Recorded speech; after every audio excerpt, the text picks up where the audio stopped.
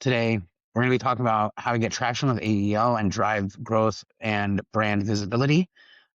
If you have any questions along the way, don't hesitate to drop them in the chat and we'll try and save some time for a Q&A at the end. But let's get going. I'm going to be talking today.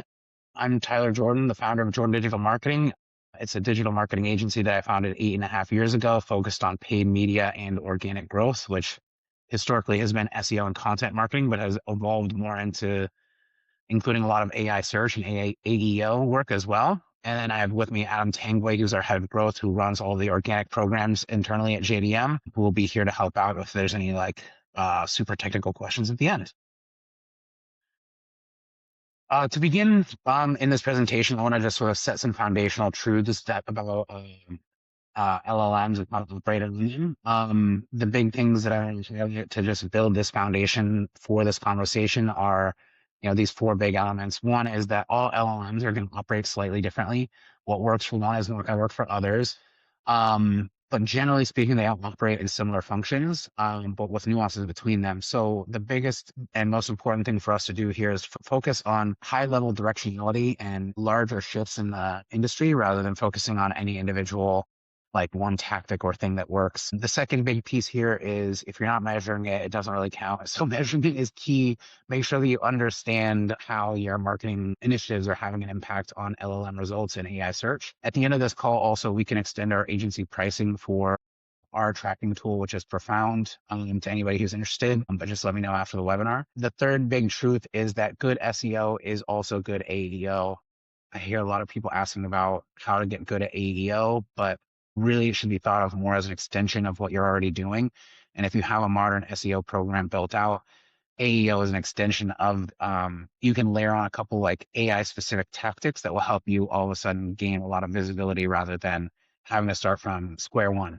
So it is a little bit helpful just knowing that, you don't have to start from the beginning. If you have a good SEO program, you just have to make some tweaks to what you have to make it more AI readable and work better with AI. The fourth big truth here also is that the landscape changes really quickly. Where we're at today is not where we're going to be in 6 months. So a big part of this is just being able to test and iterate really quickly. One of the benefits of working at an agency is we work with 45 plus accounts on a monthly basis. So we get to see some trends a little bit earlier and understand how things are shifting. And while things will shift over the next few months, few years, the foundational elements have largely stayed the same over the last couple of years. So the weighting of things will shift, but overall, we want to focus on high level directional shifts and the foundational pieces. The big impact of the switch from SEO to AEO is highlighted in these four areas. They're the core mechanism shift where people are going from short 4 to 5 word keyword fragments to a 23 word conversational query on average. So the big difference here is just you're having to insert yourself into longer form questions and more nuanced prompts rather than owning individual keywords. And this is also built out a different retrieval source. So, RAG retrieval will synthesize answers with citations. So rather than highlighting an individual page, it'll highlight chunks of content within those pages in your results. So that's the big mechanism shift that we're seeing. And then the business impact is drastic. So websites that in our client base are losing significant amounts of traffic depending on what their SEO strategies were previously and how much they were focusing on high level top of funnel content versus bottom funnel content. And also based on industry, super technical industries are going to have more AI prompting conversations rather than general good old fashioned Google searches. So they'll be impacted a little bit more. But overall, we're seeing, and there's a pretty wide range, but we're seeing 17 to 79% drop in organic traffic, depending on industry, within our client base. And a big key here is also 70% of businesses report higher ROI from the traffic coming from AI rather than SEO. So we're seeing a lot of the people who are coming through, there's fewer people coming through, but the people who come through are converting at a higher rate. And we're seeing that traffic convert at a 14.2% rate rather than a 2.8% rate on traditional search. And the general projections here also is that AI search traffic will ultimately surpass Google traditional searches in the next few years. And I think as everybody who's here understands, the vast majority of B2B buying and fintech buying and just complex tools in general or services in general you're doing your vendor research on AI, and that's true across the board. So the impact is obvious. We need to get better at this or fall behind. So that's the big takeaway here. And I think to mention also, I mentioned a little bit of this before, but there's a huge behavioral shift here as well, because it used to be that you would run and focus on search keywords and being able to show up on a search engine result page, and you're on a rank list of links people would click and end up on your website. It was clear what the value of that was. There's this click, evaluate, compare model, and people would do multiple searches to gather this information. And now there's sort of like a start chat, receive answer, take action model that's replacing that. And so we're seeing a lot of shift away from, or not away from, just like a shift in overall behavior here. And success metrics as a result are really changing from focusing on ranking and traffic to being focused on citation frequency and influence. So it's not completely different, but there's a big shift in like how we're tracking things. In optimization, targets are shifting away from keyword density and backlinks to answer quality and authority signals. So a lot of this is a big shift from where we've been for all of our careers this period. But the good news is there's a lot that you can control in here as well. So 86% of AI citations come from sources that brands already control, whether that's your website, your social channels, your own media, things like that. And content with clear expertise signals gets cited 4.2 times more frequently. So if you're really leaning into that part of the EEAT model in your SEO programs, you're already ahead of the game. So with some small tweaks, you should start to see some visibility results pretty quickly. Okay, so now we've set the foundation. I want to talk a little bit about what types of on-site content really works for AI and how you need to start rethinking your content strategies and what differs here versus SEO. We have four big things that we talk about a lot with our clients. One is answer capsules. So content chunking to make it so it's a little bit more bite-sized and understandable so that you can be inserted as part of a broader answer to prompts. Original data, so opportunities to be the original source, taking survey data and things like that and boiling it down into meaningful original source information. FAQs, this one's kind of commonly understood at this point, but being able to create parts of pages that answer specific prompts that are showing up so that you can show up in AI results more frequently. And then comparison content. Ultimately, whenever somebody's doing vendor research or product research, they're going to ask you to compare it to other products. So if you can create content comparing yourself to your competitors and highlighting you in a positive light, there's a good chance that that starts showing up on AI as well. So diving like one step deeper into these four content types, answer capsules, this is essentially a short 120 to 150 character response placed directly after a title or an H2 that is framed in a question-based query. So this is an example from a client of ours. It is, what is the difference between shared custody, sole custody, and no custody for pets? It's a quick answer. And so when somebody is running a conversation or prompting ChatGPT about, this specific issue, this is going to be an easily digestible thing for the AI to resurface as an answer. And the whole point here is that we want content to be picked up in chunks. We're no longer focused on just surfacing individual landing page, individual SEO pages. It's more about surfacing chunks of information that can be parsed out into answers to complex prompts. The takeaway here is that building content with chunkable pieces like this that can be part of it is going to be something that's really going to move the needle for answer engines, but otherwise wouldn't have moved the needle the same way in SEO. Original data is another big one. This is, unique survey findings if you can survey your customers or people in your space, performance benchmarks if you have any bespoke like internal reports that you can pull together, the results of studies, press releases, proprietary metrics, things like that. So think like based on 2025 survey data, retailers said this. And in this example that I have down here below, this actually came as part of me researching this presentation. I came across Ahrefs, which has this report that they created off of 590 million searches. They had this data because it's in their platform. They boil it down into something that was easily readable. And you can see on the right side, I clicked through on a ChatGPT conversation to end up on this page because this content chunk was actually being served to me as a response for results. So this is a good example of both original data and an answer capsule here. FAQs, this is the most commonly mentioned AI search optimization tool, and with good reason. It's really common and effective at driving results. The big thing that you can do here is you monitor your prompts once you set up your measurement. And what people are searching for, you build FAQs specifically to answer those questions. It's definitely a little bit time consuming because you have to go and do the research and understand what people are searching, create a thoughtful response to it. But this is a relatively straightforward lift that can really have big positive impacts. The fourth content piece is a comparison content. Similar to the FAQs, you're talking to people in the way that they engage with LLMs. This actually came as an example that came from an LLM conversation that I was having. Asana was trying to get us to upgrade our account. And so I was trying to do some research on features. And this actually came through as one of the cited sources. This is straight from Asana's website. Asana created a comparison page comparing themselves to Reich. Obviously, they highlight that they're better on like basically every facet, but this was seen as original content, answering the question that I was asking, and featured them in a really positive light because they could end up controlling the narrative here. So this is a good example of comparison content being executed effectively and really influencing the responses that AI is giving to highlight their brand in a positive light. And then I think in terms of content and optimization, the way that we should all think about things here is, ChatGPT makes up the lion's share of the traffic here, or the lion's share of the overall prompts in the AI chatbot market. Gemini and Copilot are, I was going to say close behind, but not even close, but they're the next up.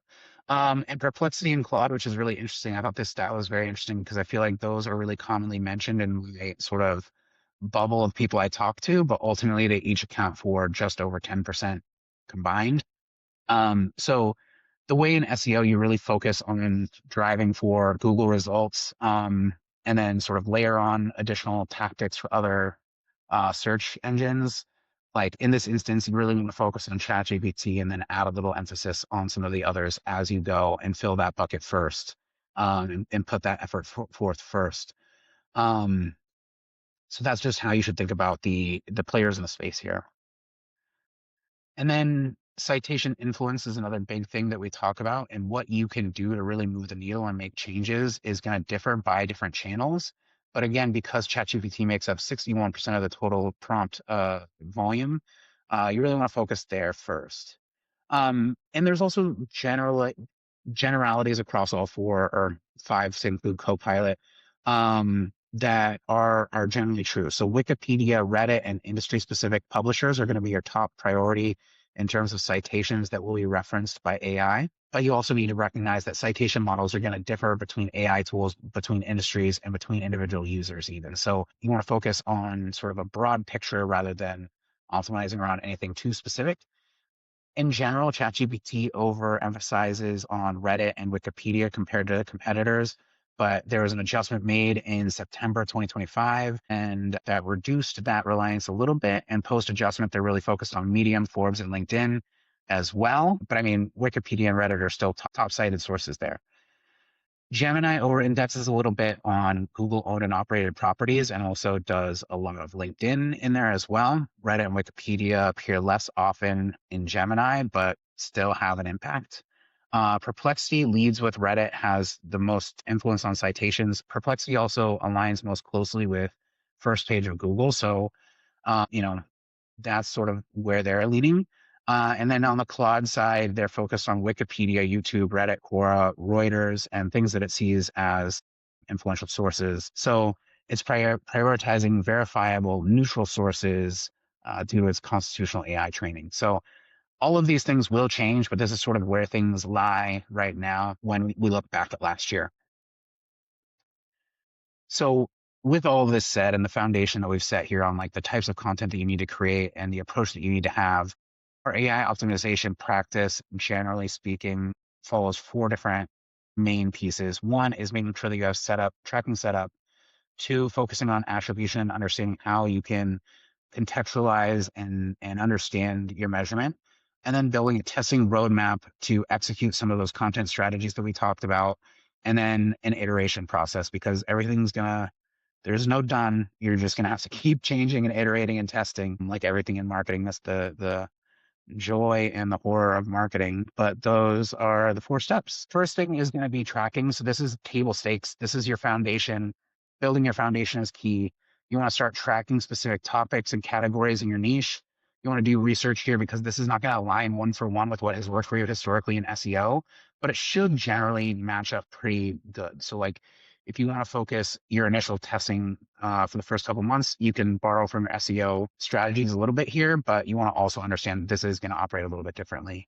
And then you want to start tracking 4 different things that we see as the most impactful: visibility, which is, just how many times you're getting mentioned total; AI citations, how many times it's linking back to your website; share of voice, which is your presence versus competitors; and sentiment. So how positively or negatively AI is reflecting your brand. So if you're getting a ton of visibility, but it's all negative, like that's not winning.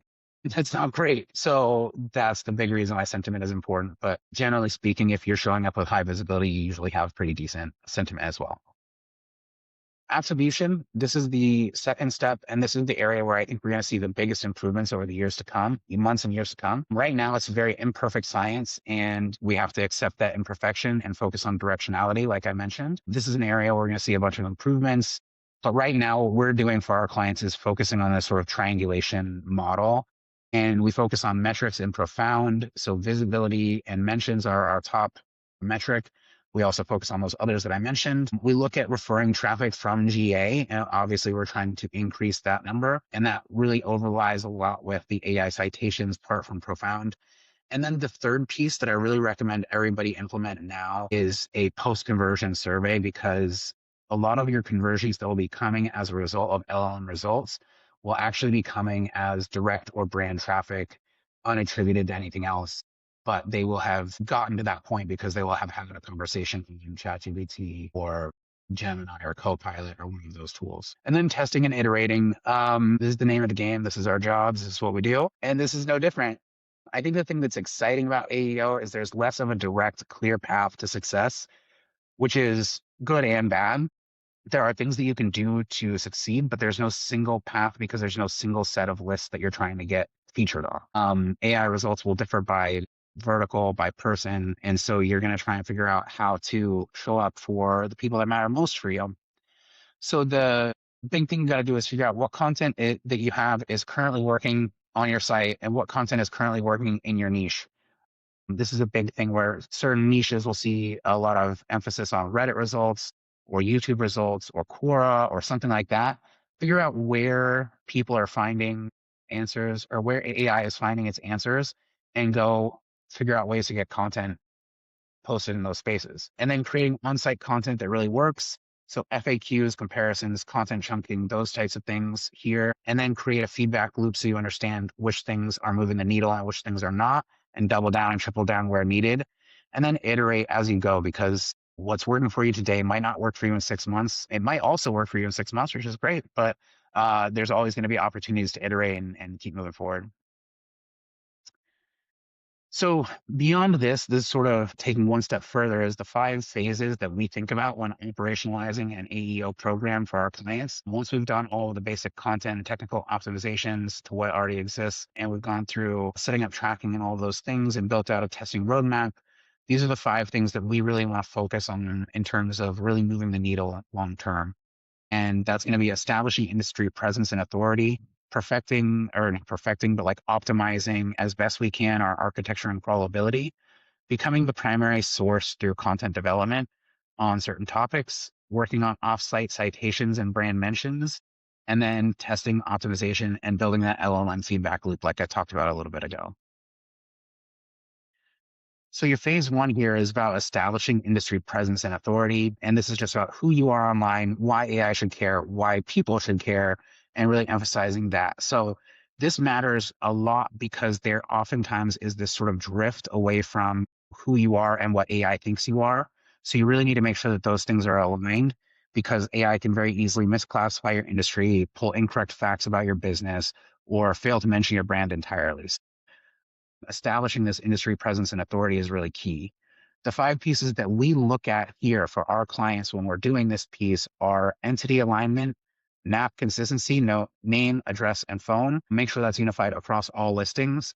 Linked profiles are your socials, business, industry profiles, fully connected to your web entity. Brand knowledge graph gaps. Are there any missing attributes, undefined relationships, incomplete descriptions? Making sure that you're closing the loop on all of those things and doing a schema markup evaluation to make sure that key pages are using the structured data they have the opportunity to use, and that we're defining entity types properly, organization, product, person, FAQs.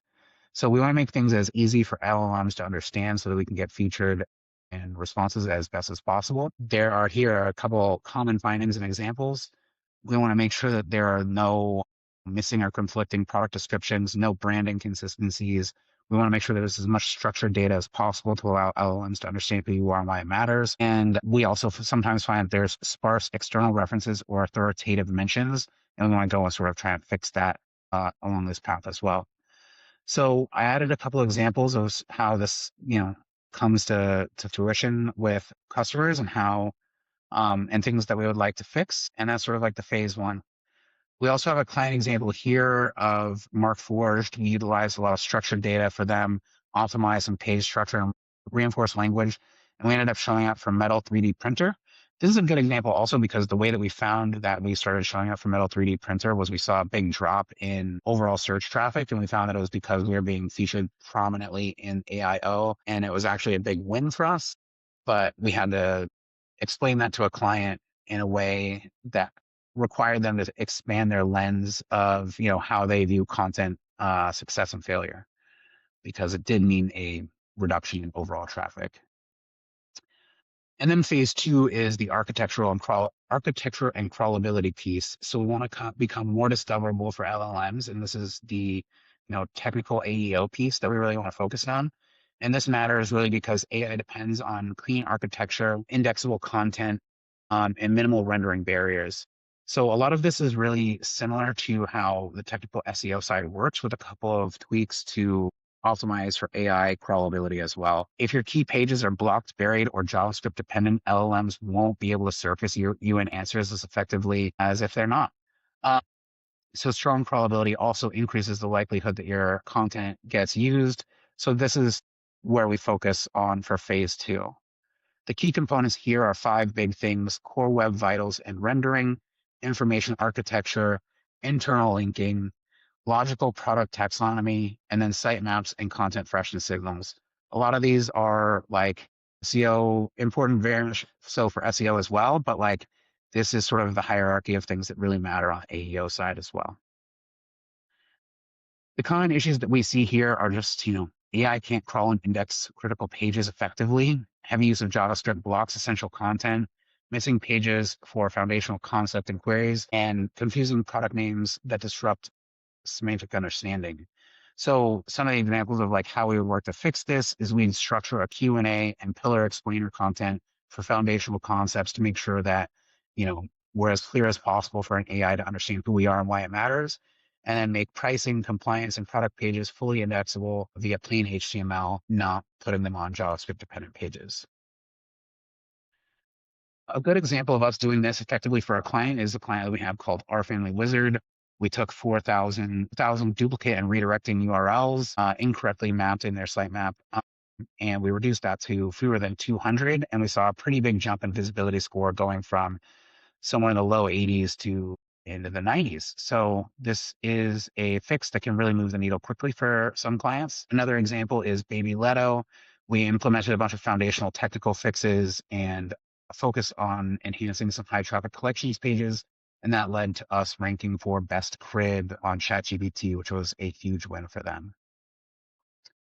The third phase in here is going to be primary source content development. And this requires expert-driven content that originates directly from your product, team, and proprietary knowledge. This is going to be things like, explaining how things work, using internal logic and expertise to build content to be the original source when prompts are asked and answers are given. A good example of this from a client example is a client of ours called Century. Had a docs page that they had that we had optimized for the prompt setting up span metrics for backend services. And we built out some optimizations for their docs pages, which were really highly technical information that ended up helping them get surfaced better in ChatGPT results. Phase 3, what counts as primary source and content types that we create. So primary source is going to be all the things that I talked about: proprietary methodologies, product specs, and feature level logic, technical architecture explanations, original workflows, surveys, that type of stuff. And so the examples of content that we create for our clients are comparison content, structured Q&As, technical FAQs, feature explainers with structured logic, deep product and industry guides, that type of stuff. So this is sort of like what counts as primary source and what we specifically build out for our clients. And I've included an article here that was written by Adam about what content AI really loves, if you want to dive like a little bit deeper. This is an example from Link Squares. They did exactly this and used factual keyword-rich language to describe the differentiators in a way that got them to show up effectively for LLMs. So all of the stuff that I'm talking about here is really backed by like client real-world examples. Phase 4 is going to be brand mention and authority growth. This is where we start to move off-site and focus on optimizing and building results outside of the content that we control and own. And this is going to be, the general replacement for a backlinking strategy in traditional SEO for the AEO game. And in this, AI is going to really rely on things that get credible brand mentions and brand mention velocity across the web. So if you get a bunch of brand mentions now, they're not going to matter as much in 6 months, but in 6 months, if that number of brand mentions continues to grow, you will be seen as more authoritative. And so they also will look for mentions across media, community sources, and expert platforms, as well as just traditional PR sources. And strong visibility for your brand means that you're going to get featured more frequently. So some of the things that we target is we focus with our clients on optimizing their earned media, press quotes, expert commentary, finding articles that are featured in prompt answers, and seeing if we can get our brand mentioned on those published articles as well. Podcast mentions and executive interviews is a good source to get brand mentions from other reputable sources. Industry roundups, best of lists, things like that.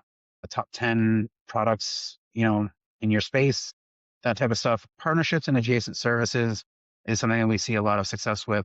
Social brand signals that reinforce your expertise, and analyst citations, white papers, category reports. Those are things that are going to be really, really helpful for us as well. So LLMs are generally going to be looking for consistency, repetition across independent sources, non-SEO manipulated patterns, and evidence of trust and authority, as well as AI-friendly citations that are clear, factual, and machine readable. And the other big piece here is that AI content is going to get flagged a little bit, so don't try to game the system too hard. This is just going to require a pretty old school digital PR approach. And yeah, so that's sort of what they're looking for and how we action that as well. And so a brand mention plan, as we build it for clients, is going to include 4 big pieces. One is your outreach targets, your tiered media strategy, so building out tier 1, tier 2, and tier 3, industry publications that you want to be featured on, and then a category creation approach. So publishing narratives that define your category language effectively, and trying to get that utilized in other areas by other people as well. But those are the 4 big pieces to our approach. This is a client example again. SmithRx had a LinkedIn strategy that ended up getting them sourced here by focusing on their owned media. They're able to just use their own LinkedIn posts to get mentioned prominently in ChatGPT responses. So it doesn't have to be only like PR effort. You can also just be mentioned by mentions from other platforms offsite and LinkedIn counts. And then phase 5 is going to be your testing, optimization, and LLM feedback loop. So like anything in marketing, you need to build a feedback loop and understand which pieces are moving the needle fastest and most effectively. And AEO is no exception to this rule. But the things that we really want to focus on and why it matters is we want to really understand how LLM generated answers shift, because they shift frequently. And without monitoring things on a regular basis, brands will gain and lose AI overviews visibility frequently, product comparisons, and category recommendations as well. Ongoing testing provides the data you need to correct these distortions and reinforce the proper positioning that you have for your brand. So making sure that you're testing and optimizing and then building the loops to optimize when needed are really important. And the 5 things that we really think about here are prompt-based evaluation, regularly checking the prompts that are happening in your space and making sure that you're building content that answers those questions. AI overview tracking, like I mentioned, people come in and go out of those AIOs all the time, making sure that you understand who's showing up in those snapshots and optimizing around that is key. Search engine result page snapshot monitoring as well. So you want to make sure that you're comparing your LLM generated responses with your SEO results, and make sure that you understand where things are drifting away from one another. There might be areas that like Google is indexing your brand really effectively, but you're not really showing up for them effectively on the LLM side, and trying to figure out why, and optimizing content for the LLM approach is going to be key here. And then entity drift analysis is another one where if the LLMs lose track of who you are and why you matter, and they start to talk about your brand in a way that is different than your regular brand positioning, that's something you need to be monitoring and testing and paying attention to and correct really quickly, or you might end up with some really negative sentiment scores and just having LLMs not represent your brand in the light that you would want them to. And then, of course, you want to just be testing workflows for Google SGE, and evaluating model behavior across multiple prompt variations and search contexts. These are the 5 big like categories and how you should think about things and how you should contextualize things.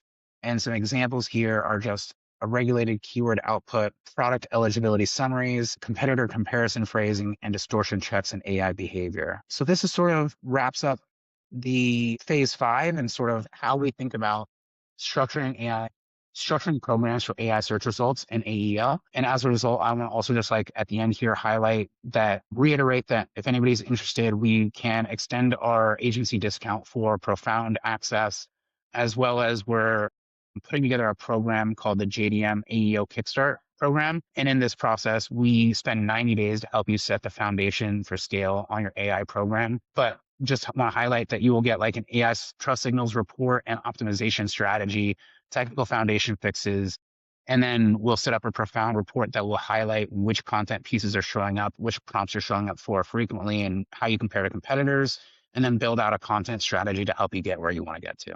Awesome. Thank you guys so much. And like I said, don't hesitate to send us any questions along the way. But thank you so much for joining. Hope to talk to you soon.